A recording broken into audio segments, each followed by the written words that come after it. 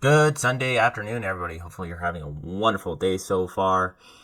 I got some fun ones for you today. So, this is a interesting one that I've been seeing videos on online. Every once in a while, I've seen the videos and then missed them and can't find them again when I try to do a video on them at home. So, I finally got this one from the Canadian press. Minister for Women won't comment on committee drama as Liberal MP defends actions. So this all sort of surrounds something the Liberals, well, it was, I think the Liberals and Conservatives and NDP did in committee where they brought a bunch of women who had really bad things happen to them. And they came to committee because they were invited to give their perspective, how the government of Canada could do a better job in protecting women. And as it was going on, this MP twisted the whole conversation into talking about abortion and then changed the whole thing and kind of shunned the conversation away from assault on women. So, this is some of the backlash that's coming from it, and let's get into it. So, from the Canadian press, Minister for Women won't comment on committee drama as Liberal MP defends actions. So, the federal Minister for Women won't comment after the House of Commons committee that has supposed to discuss violence against women last week instead of dissolved into political chaos. So pretty much, yeah, that sums it up in one quick go there. Witness Megan Walker and Kate Alexander, who walked out of the meeting, wrote to federal party leaders this week to decry MP's behavior and demand concrete action on the issue. They said, "We hope that you and your members of parliament treat this issue with the serious it deserves." Conservative leader responded, saying his party would write to other federal parties to demand a recall of the committee to allow them and other victims to a chance to speak. Do you think they're going to come back? They have to relive all that stuff while telling their story. And if they do, hopefully the government is going to pay them for their time and to actually come down. And I'm saying the government should pay them for their time this time, because I'm probably, assumedly sure that they didn't do that the first time. So, Pierre Poilievre says, "What took place last week was a shameful episode in the history of House of Commons, and we owe it to you as well as every other survivor to rectify this situation immediately." So the two victims directed ire at Liberal MP Anita Vandeveld, who instigated a procedural fight at the committee by moving a motion to resume debate on abortion rights rather than engaging in domestic violence. The letter says that they said it was a ruthless turn of events. It continued the abuse. So yeah, so she twisted it into, for some reason, an abortion issue. I think she was trying to get points or Trudeau points or something, or get in a fight with the Conservatives because she thought the Conservatives would have a backlash against that, even though like 80 some percent of Canadians don't have any beef with abortion. So, and most of the Conservative Party doesn't either, so it's a non-issue in Canada. And yet she's bringing this up out of nowhere. So they go on to say, "I believe that what is happening in the recent months is a status in the Status of Women Committee is a case study in how our parliamentary institutions are being deliberately dismantled, and those who defend them or call it out are being targeted, attacked, silenced, and intimidated into leaving political office. She wrote in an article published by National Newswatch.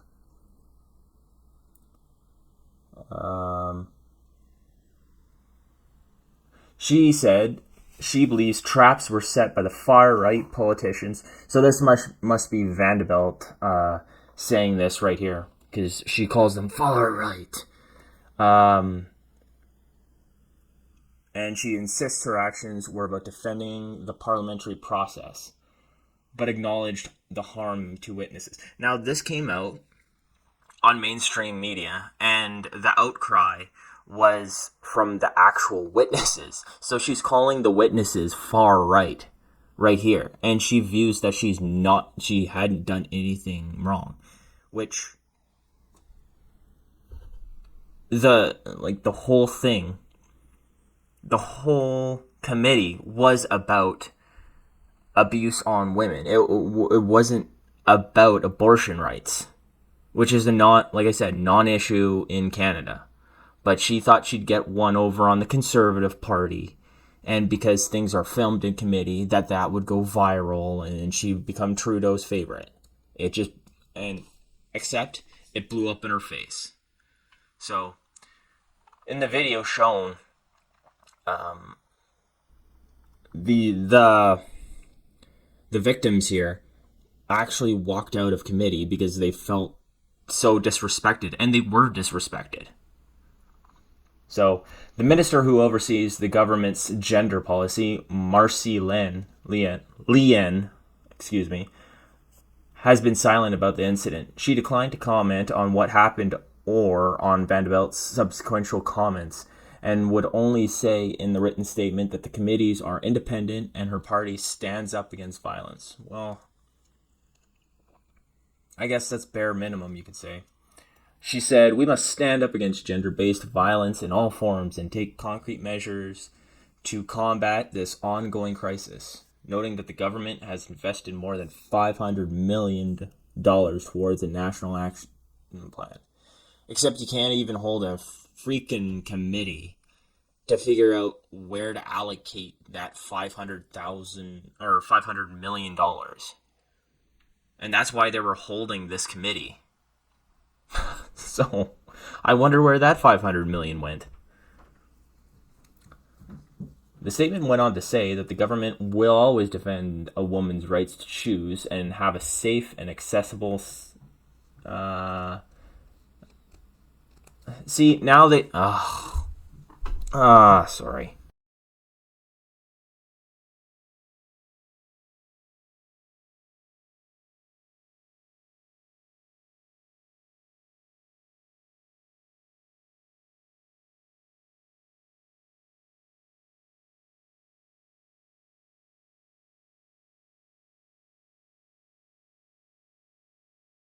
They just twisted it again. These stupid liberal government.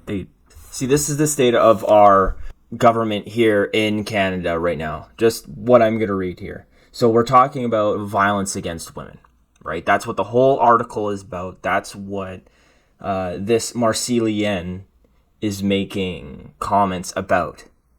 And she's doing the exact same thing as her. She says, "I will always defend a woman's right to choose and to have safe and accessible and, happy fun time and reproductive health care." That has nothing to do with what we just said, like what's on the article. That's nothing to do what you were asked about domestic violence. So she just went straight into abortion rights right there. Like I said, that's the state of our government. They can't go 10 minutes without dropping one of their political slogans into the whole conversation. Conservative MP Michelle Ferrari, who sits on the committee, said Vanderbilt referred to herself at least 36 times in her op-ed with no regard for the hurt and frustration she directly caused. We continue to call on the Liberals to let the brave witnesses they turn away return to committee and speak. Why would they do that? Why? It's a waste of their time, and they know it. We continue to fight for vulnerable women who are increasingly victimized after 9 years of Trudeau's disastrous policies and unforgivable, shameful actions. I'm going to criticize the Conservative on that too. Yes, it's nice to point out that Trudeau edited the criminal code to give criminals less or an easier time in jail and give them less jail time and make it easier for criminals to get out. But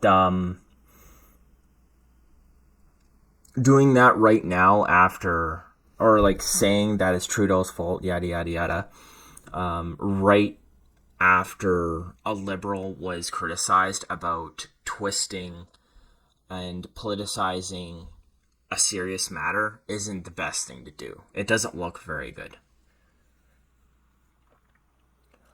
They go on to say, Vanderbilt raised concerns in her piece about committee rules being broken and ignored, including the use of props which she described in this case photos.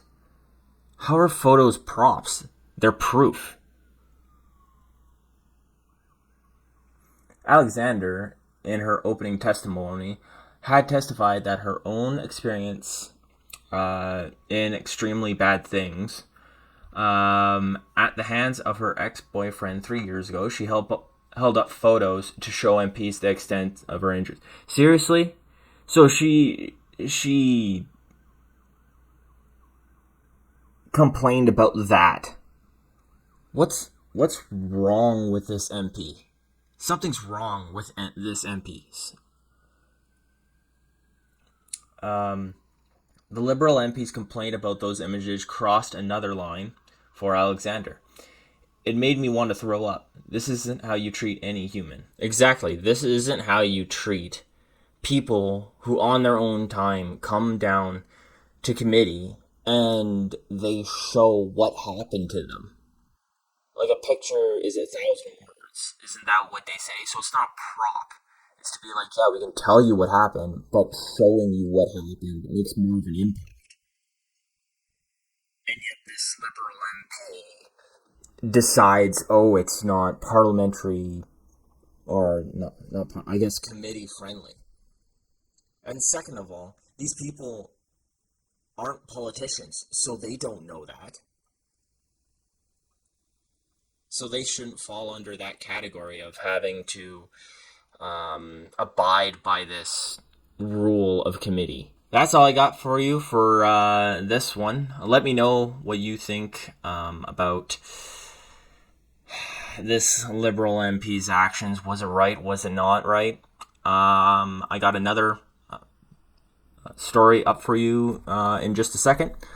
But if you let me do a cheap self-plug, if you like this stuff, if you could please subscribe, that would be awesome. It helps the channel and helps me keep going. Now, on with the show. Last but not least video we got for you today. From the National Post, Canada's military neglected has made it an Anglosphere outsider. Well, yeah, we already knew that because what was it? The US, UK, and Australia had their nuclear-powered marine defense or something like that pact, where the US pretty much gave the UK and Australia nuclear-powered submarines to defend the Pacific. and Canada was just not even a part of it. Canada wanted to be, but nope, Canada wasn't even asked. And we're the closest partner to the US. Why, you ask? Well, A, because we got China interfering with our elections. And we got an issue where we don't support our military the same way as all the other Commonwealth. Well, can't just say Commonwealth because U.S. isn't a Commonwealth, but yeah, Anglosphere countries. We pay we pay them nothing, or not as much as they're worth, and we don't supply them with the same amount of toys as these other countries. So let's get into it. They say, in the not so distant past, Canada was a major participant in freedom defining wars. Allies are now leaving it behind. Yeah, we were pretty good with peace keeping missions. Ooh, we were really more into that. We weren't really into peacemaking too much. From what I know, I don't know that much about military stuff, but they say when Australia, Britain, and the United States recently came together in a trilateral defense and security agreement, there was one conspicuous absentee: Canada. The country that had the world's third largest navy and fourth largest air force at the end of the Second World War, and in which has a Five Eyes and NATO partner, which is sketchy in the least right now, because like I said, we've been having a lot of issues with China and interfering in a lot of our stuff, and could normally be expected to participate in any big security arrangement with the Anglosphere. Canada's absence was especially striking, given the AUKUS agreement was about ending foreign country defense procurement distinctions, as well as providing Australia with nuclear-powered submarines, despite being the world's 10th largest economy right now, with just 1.37% of GDP currently spent on defense. Canada is a mere 37th in terms of global superpower. Yeah, Canada was never a global superpower. We were a global henchman at best. I mean, okay, during the Harper era, we were economically in the same place as the United States, but the United States was going through hard times sort of that year, but the Canadian dollar was almost even with the US dollar. So, but like militarily wise, we've always depended on the United States to save our ass. So they continue on. As military and geopolitical lightweight, it seems that it never occurred to the AUKUS partners to invite Canada to participate. Well, why would you? So, a big contributor to British Commonwealth division in Korea and an early and substantial part of NATO effort in Afghanistan. How is it that such strong history of military integration into the Anglosphere, Canada has become an outsider? Well, a lot of our people think like we don't really want to. We should put a lot of our money in social and domestic locations rather than pump it into the military. And it always looks good on our politicians when they do that. Where when you pump it into the military, that's a long-term thing, and it doesn't look as good. Like, to people who know what's going on, it does look good, but a lot of Canadians are not too in the know of what's going on. They're too worried about actually affording food and groceries. Almost certainly, a key factor in its exclusion of AUKUS has been Canada's consistent failure to meet the NATO defense spending target of 2% of national GDP. Canada is one of the only 8 NATO countries that's still shirking its military obligations. Yeah, okay, so for the guys who keep skirting that, I'd say you don't get to be part of these deals that say you're going to be given stuff. You're going to be shunned if you're not spending money on your military. It is what it is. That's a normal thing. But I think the Trudeau, I can't really just shirk the Trudeau government. The Stephen Harper government was pretty bad at this too. But if you're going to shirk your responsibilities, don't think that you're going to get any candies from other countries when they start making deals with different ones who are actually doing their job. So, although not strictly a NATO member, Australia has just passed the NATO target and aims to reach 2.4% within a decade. And this is a country that's an island in the middle of nowhere. Well, I guess it is kind of close to China, but like it's an island.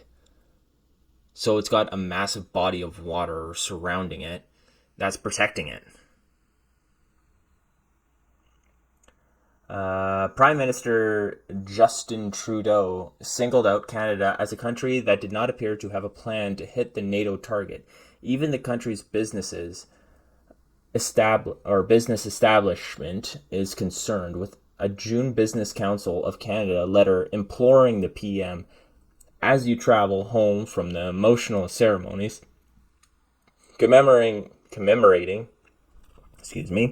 the 80th anniversary of D-Day landings, it is our hope that you are returning to Canada with a renewed appreciation for the vital role of the Canadian Armed Forces play in safeguarding both our national sovereignty and the collective security of our international allies, which you'd assume that he would.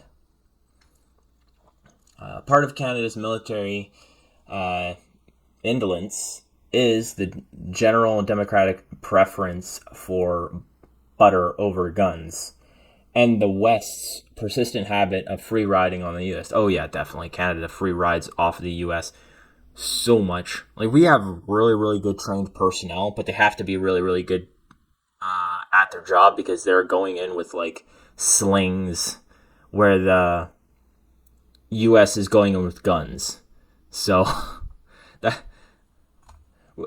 our military, what was the story back when our military had to buy their own equipment when they went to help in the countries around Ukraine. It was nuts. So they say New Zealand banned U.S. nuclear ship visits and disbanded its small force of fast jets. It currently has 3 of its 9 Navy vessels confined to port because of personnel shortages, and its new right-of-center government has actually cut defense spending further to under 1% of GDP in a bid to get public finances under control. So, and they're saying this because apparently Canada is the North American equivalent of New Zealand. So that kind of puts it into context, which is true. A big part of Canada's military weakness is less Kiwi-style geographic serendipity, that historical amnesia. Canada has largely forgotten its historic place as an important part of the Anglosphere that has been so vital to the wider world's security and prosperity. So the 4 divisions that Canada sent to the Great War were among the best troops of the British Empire. With Australians, the Canadians were a key part of the Battle of Amiens, the Black Day of the German Army. During the Second World War, 10% of Canada's total population was in uniform. Canadians were the first Allied troops to re-enter Europe in the Dieppe raid, as well as being a big part of D-Day and beyond.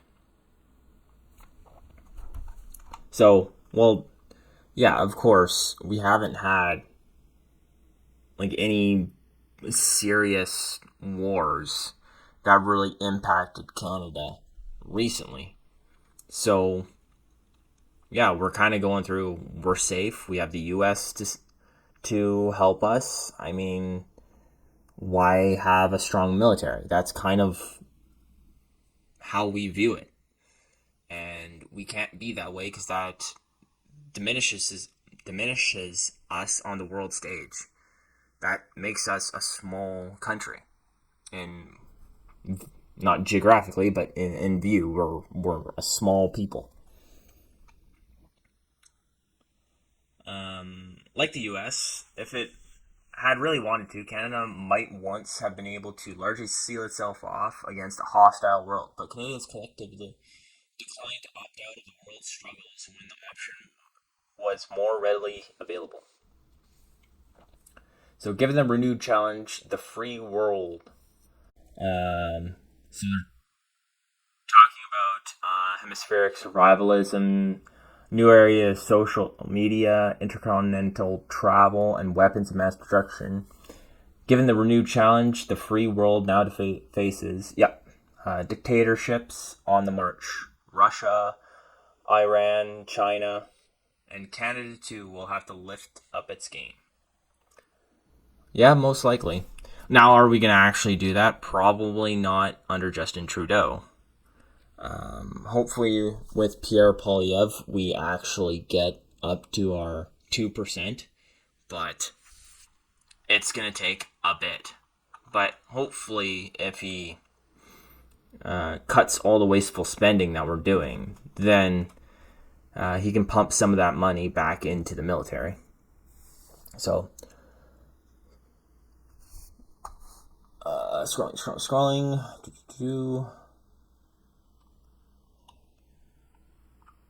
So they're saying Canada has pumped below its weight in the recent decades.